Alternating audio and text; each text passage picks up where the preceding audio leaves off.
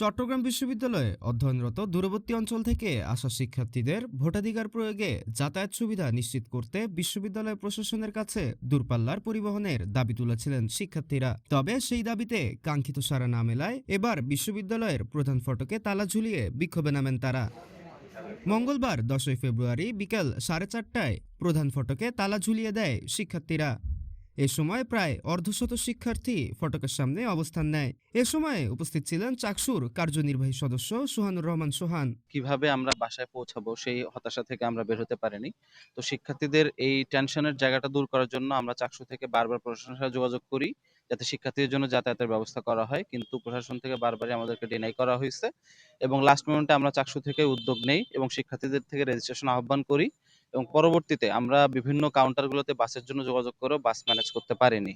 বাধ্য হয়ে আমরা প্রশাসনের সাথে কথা বলি যে আমরা প্রয়োজনে বিশ্ববিদ্যালয়ের বাস আছে, সেগুলো ব্যবহারের ক্ষেত্রে যত খরচ হবে সেই খরচগুলো আমরা চাকসু ফান্ড থেকে অ্যাডজাস্ট করব, তারপরেও যেন বাসগুলো দেওয়া হয়। কিন্তু ভিসি স্যার আমাদেরকে খুবই কঠোরভাবে বলছেন এই বাস কোনোভাবেই দেওয়া সম্ভব না।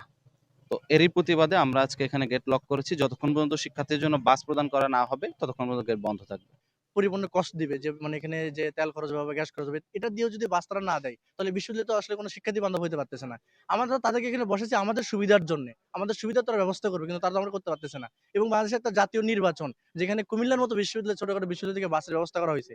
সেখানে এত বড় একটা বিশ্ববিদ্যালয়, যেখানে আমরা বড় করে বলতে পারি চট্টগ্রাম বিশ্ববিদ্যালয়, সেখানে একটা বাসের ব্যবস্থা করতে পারতেছে না।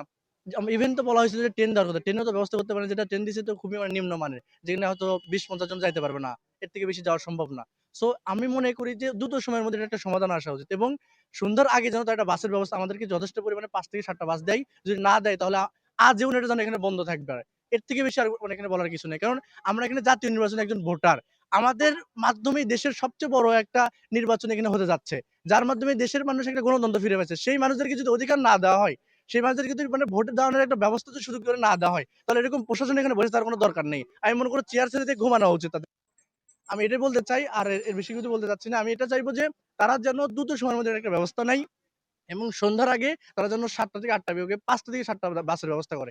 যেহেতু আমাদের চাকসু থেকে তারা কষ্ট দিতেও চাইছে, তাহলে তাদের বাস দেখানো দিতে সমস্যা তাদের। নিউজ ডেস্ক, সিরিজি পোস্ট, চট্টগ্রাম।